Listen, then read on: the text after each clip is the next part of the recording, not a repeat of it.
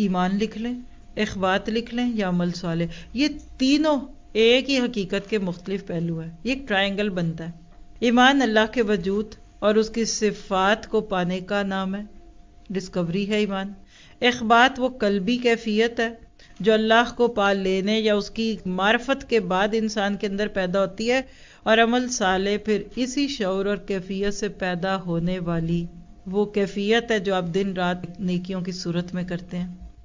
پھر انسان جب حقیقت میں اس طرح سے اللہ سے تعلق جوڑ لیتا ہے تو پھر اس کو نافرمانی کرنا گناہ کبیر لگتا ہے، اور ایسا بندہ پھر یہ کہتا ہے ساری دنیا کو ناراض کر دوں گا، رب تجھے ناراض نہیں کروں گا، اور یہ ہے اللہ کا مطلوب بندہ۔